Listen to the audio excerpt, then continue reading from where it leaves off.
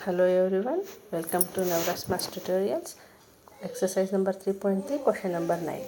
ನೋಡಿ ಇಲ್ಲಿ ಏನು ಕೊಟ್ಟಿದ್ದಾರೆ, ಈ ಫಿಗರ್ ಕೊಟ್ಟಿದ್ದಾರೆ.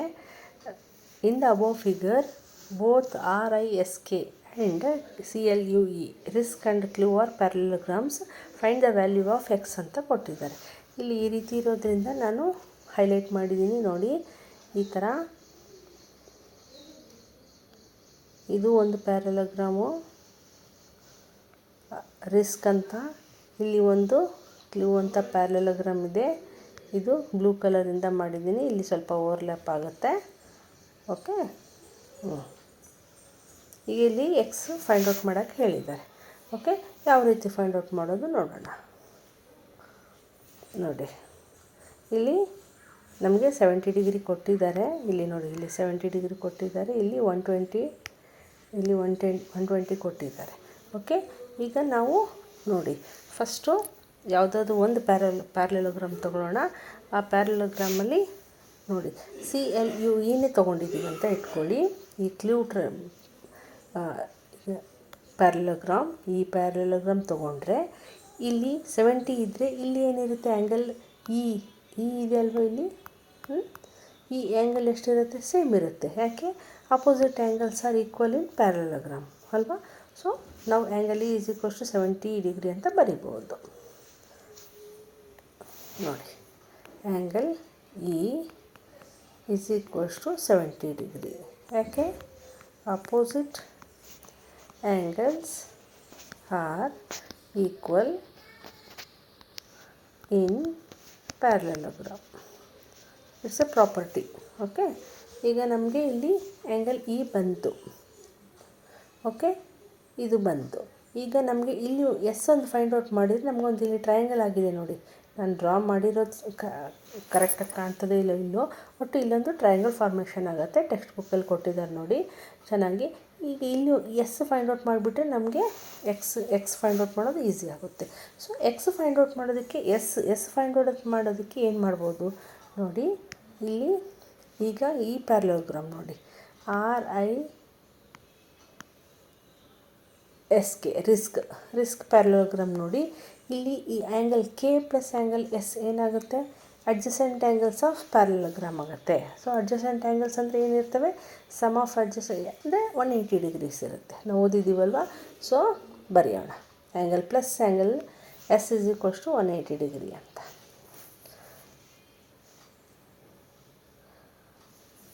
ಇನ್ a parallelogram,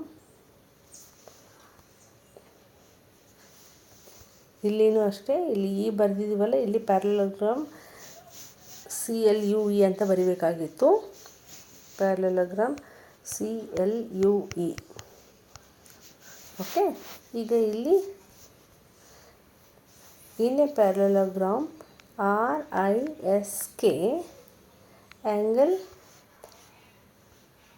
K is equals to angle K plus, okay, angle K plus angle S is equals to 180 degree. ಯಾಕೆ, ರೀಸನ್ ಹೇಳಬೇಕು, adjacent angles are supplementary in parallelogram. Supplementary ಅಂದರೆ total 180 ಇರುತ್ತೆ.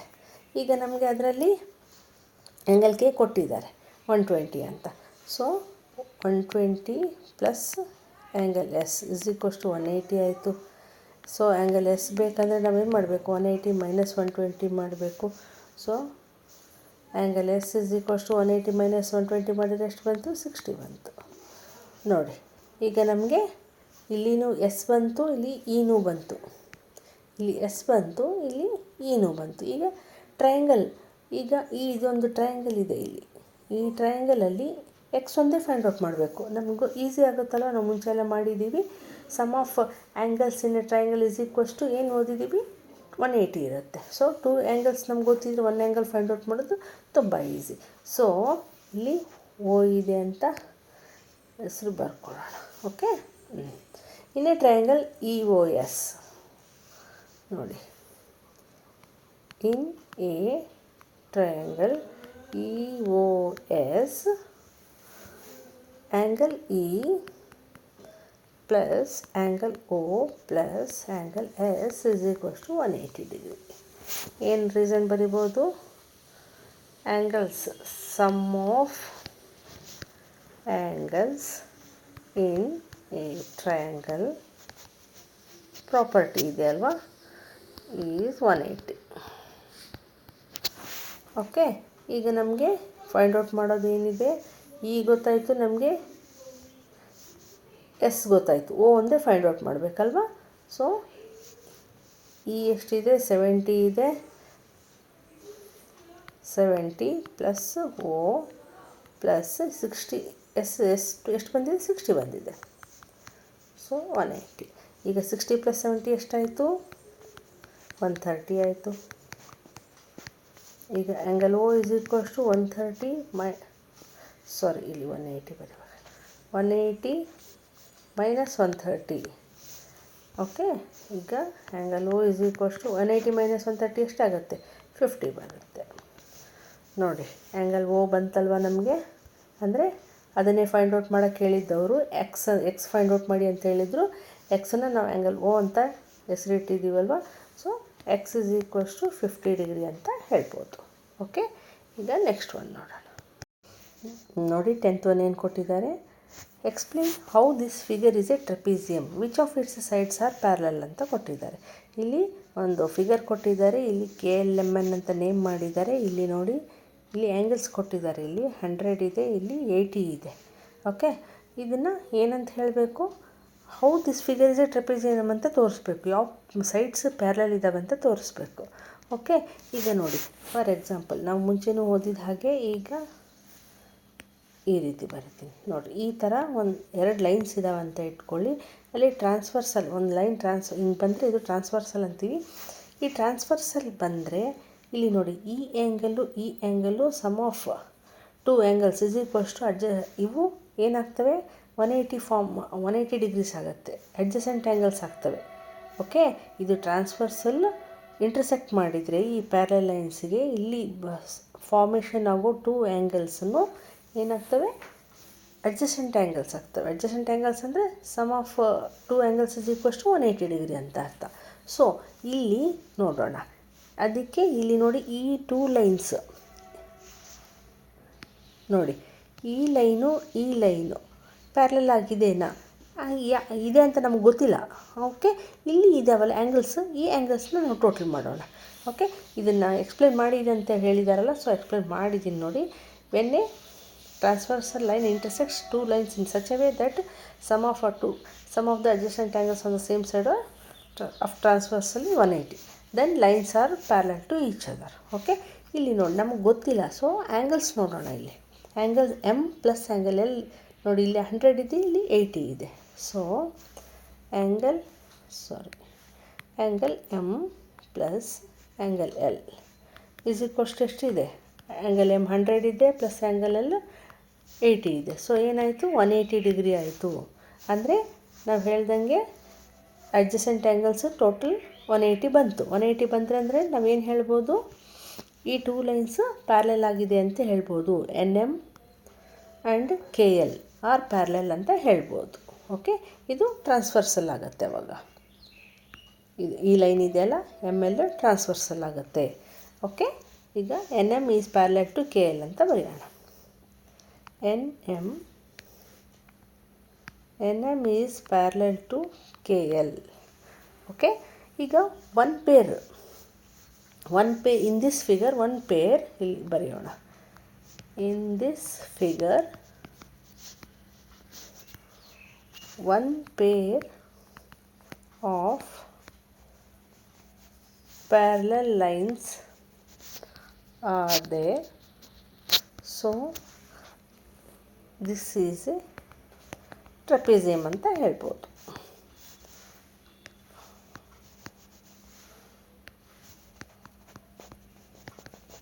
ಹೌದಲ್ವಾ?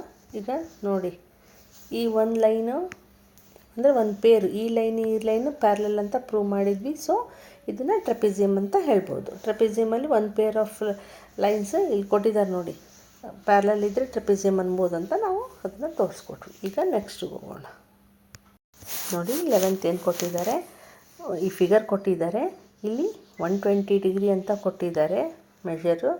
Okay, A B is parallel to D C ಅಂತ ಕೊಟ್ಟಿದ್ದಾರೆ. Find the measure of angle C ಅಂತ ಕೊಟ್ಟಿದ್ದಾರೆ. ಈ ಆ್ಯಂಗಲ್ ಸಿನ ಫೈಂಡ್ ಔಟ್ ಮಾಡಬೇಕು. ನೋಡಿ ಎಷ್ಟು ಈಸಿ ಆಗುತ್ತೆ.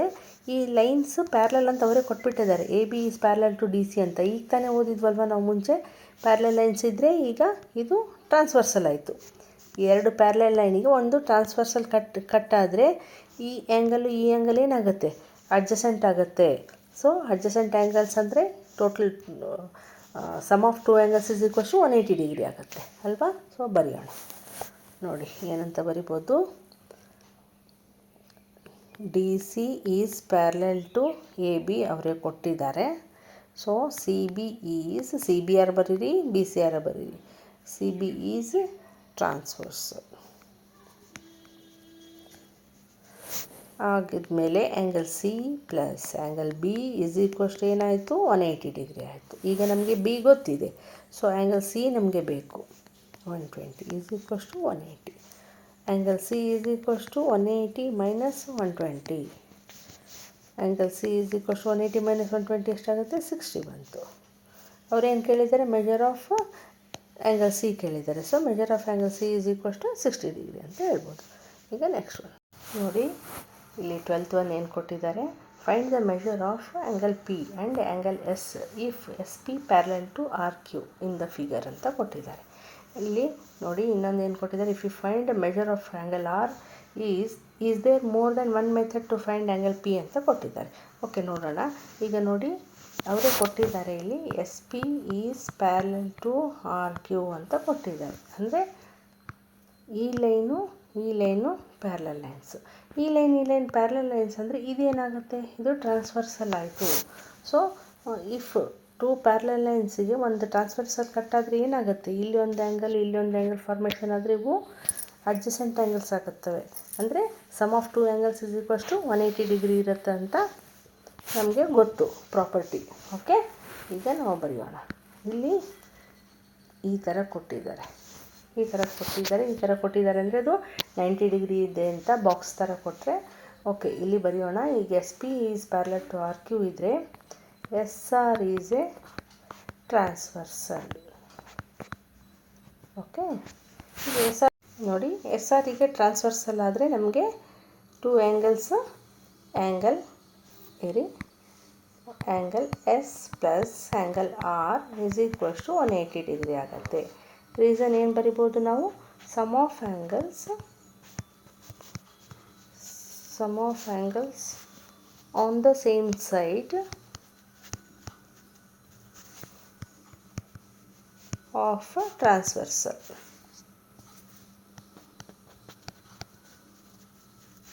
ಅಂದರೆ transversal side sum of angles is equals to 180 degree ಬರುತ್ತೆ. ಇಲ್ಲಿ ನಮಗೆ ಆರ್ ಕೊಟ್ಟಿದ್ದಾರೆ 90 ಡಿಗ್ರಿ ಅಂತ. ನಮಗೆ ಎಸ್ ಒಂದೇ ಗೊತ್ತಿಲ್ಲ. So 90 is equals to 180. Angle S is equals to 180. 90 ಕಡೆ ಬಂದರೆ ಮೈನಸ್ ಆಗುತ್ತೆ. So angle S is equals to 180 minus 90 ಎಷ್ಟು ಬರುತ್ತೆ, 90 ಬಂತು. So angle S is equals to 90 ಅಂತ ಹೇಳ್ಬೋದು. ಈಗ ಅದೇ ಇದು ಫಿಗರಿಗೆ ನೋಡಿ, ಇವೆರಡು ಪ್ಯಾರಲಲ್ ಅಂತ ಕೊಟ್ಟಿದ್ದಾರೆ. S P Q R parallel lines ಅಂದರೆ ನಾವು ಈಗ ಪಿ ಕ್ಯೂ ಈಸ್ ಟ್ರಾನ್ಸ್ವರ್ಸಲ್ ಆಗಿ ತಗೊಂಡ್ರೆ ಏನಾಗುತ್ತೆ, ಈ ಆ್ಯಂಗಲ್ ಕೂಡ ನಮಗೆ ಅಡ್ಜಸೆಂಟ್ ಆಗುತ್ತಲ್ವ, same side of the transversal ಆಗುತ್ತಲ್ವ. ಸೊ ಆ ರೀತಿ ಆ್ಯಂಗಲ್ ಪಿನ ಫೈಂಡ್ ಔಟ್ ಮಾಡೋಣ. ಓಕೆ, ಈಗ ನೋಡಿ angle P plus angle Q is equals to 180. ಯಾಕೆ, P Q is a transversal. Same ಅದೇ ರೀಸನ್ ಬರಿಬೋದು ನಾವು. Angles on the same side of transversal. Okay, ಈಗ ನಮಗೆ ಕ್ಯೂ ಗೊತ್ತಿದೆ 130 ಅಂತ. ಸೊ 180 ಹಾಕೋಣ. Angle P is equals to 180. 130 ಕಡೆ ಬಂದರೆ ಮೈನಸ್ ಆಗುತ್ತೆ. ಸೊ 180 ಮೈನಸ್ 130 ಎಷ್ಟಾಗುತ್ತೆ, 50 ಬಂತು. So angle P is equals to 50 degree ಅಂತ ಬಂತು. ಈಗ ಇನ್ನೊಂದು ಕ್ವಶನ್ ಕೇಳಿದ್ದಾರೆ ನೋಡಿ. ಏನು ಕೇಳಿದ್ದಾರೆ? If you find measure of angle R, is there any more than one method to find angle P ಅಂತ ಕೇಳಿದ್ದಾರೆ. ಈಗ ಈ ಆ್ಯಂಗಲ್ ಪಿನ ಫೈಂಡ್ ಔಟ್ ಮಾಡೋಕ್ಕೆ ಇನ್ನೊಂದು ಮೆಥಡ್ ಇದೆನಾ ಅಂತ ಕೇಳಿದ್ದಾರೆ. ಎಸ್. ನೋಡಿ, ಈಗ ಈ ಫಿಗರಲ್ಲಿ ಇದು 90 ಡಿಗ್ರಿ ಅಂತ ಕೊಟ್ಟಿದ್ದಾರೆ. ಈಗ ನಾವು ಇದು ಫೈಂಡ್ ಔಟ್ ಮಾಡಿದ್ವಿ, ಎಸ್ 90 ಡಿಗ್ರಿ ಅಂತ ಬಂತು. ಈಗ ಕ್ಯೂ ಅವರೇ ಕೊಟ್ಟಿದ್ದಾರೆ 130 ಡಿಗ್ರಿ ಅಂತ. So sum of 4 angles in a quadrilateral is equals to 360 degree ಅಂತ ಓದಿದ್ದೀವಲ್ವ. ಸೊ ಒಂದು ಆ್ಯಂಗಲ್ ನಮಗೆ ಫೈಂಡ್ ಔಟ್ ಮಾಡಬೇಕಂದ್ರೆ ಈಸಿ ಆಗುತ್ತೆ. 3 ಆ್ಯಂಗಲ್ಸ್ ಗೊತ್ತಿದ್ದು ಒಂದು ಆ್ಯಂಗಲ್ ಫೈಂಡ್ ಔಟ್ ಮಾಡೋದು ಈಸಿ ಅಲ್ವಾ. ಸೊ ನೋಡೋಣ ಇನ್ನೊಂದು ಮೆಥಡ್ ಇದೆ ಅಂತ. ನೋಡಿ, angle P plus angle Q plus angle R plus angle S is equals to 360 ಅಂತ ಗೊತ್ತು. ಸಪೋಸ್ ಇದು ನಮ್ಗೆ ಗೊತ್ತಿಲ್ಲ ಅಂತ ಇಟ್ಕೊಳ್ಳಿ. ಅವ್ರು ಹೇಳಿದ ಪ್ರಕಾರ ಆ್ಯಂಗಲ್ ಪಿ ಗೊತ್ತಿಲ್ಲ. ಸೊ ಆ್ಯಂಗಲ್ ಕ್ಯೂ 130 ಅಂತ ಗೊತ್ತು ನಮಗೆ, ಪ್ಲಸ್ ಆ್ಯಂಗಲ್ ಆರ್ 90 ಡಿಗ್ರಿ ಅಂತ ಕೊಟ್ಟಿದ್ದಾರೆ. 90 ಡಿಗ್ರಿ ಪ್ಲಸ್ ಆ್ಯಂಗಲ್ ಎಸ್ಸನ್ನು ನಾವು ಫೈಂಡ್ ಔಟ್ ಮಾಡಿದ್ವಿ 90 ಅಂತ. ಸೊ 360 ಆಯಿತು. ಈಗ ನೋಡಿ, ಆ್ಯಂಗಲ್ ಪಿ ಪ್ಲಸ್ 130 ಪ್ಲಸ್ 180, 90 180 ಆಯಿತು, 360. ಈಗ 180 ಪ್ಲಸ್ 130 ಎಷ್ಟಾಯಿತು? 310 ಆಯಿತು. Angle P plus 310 is equals to 360. Angle P is equals to 360 minus 310 ಆಗುತ್ತೆ. 310 ಈ ಕಡೆ ಬಂದರೆ, ಸೊ 360 ಮೈನಸ್ 310 ಅಂದರೆ ಎಷ್ಟು ಬರುತ್ತೆ? 50 ಬಂತು. ನೋಡಿ, angle P is equals to 50 degree. ಇಲ್ಲಿ ಬಂತಲ್ವಾ? ಸೇಮ್ ನಾವು ಇಲ್ಲಿನೂ ಫೈಂಡ್ ಔಟ್ ಮಾಡಿದ್ವಿ, ಇನ್ನೊಂದು ಮೆಥಡಲ್ಲಿ ಈ ರೀತಿಯೂ ಫೈಂಡ್ ಔಟ್ ಮಾಡಿದ್ವಿ. ಓಕೆ, ಇಲ್ಲಿಗೆ ಈ ಎಕ್ಸಸೈಸ್ ಮುಗೀತು. ಇನ್ನು ನೆಕ್ಸ್ಟ್ ಎಕ್ಸಸೈಸ್ಗೆ ಹೋಗೋಣ. Thank you.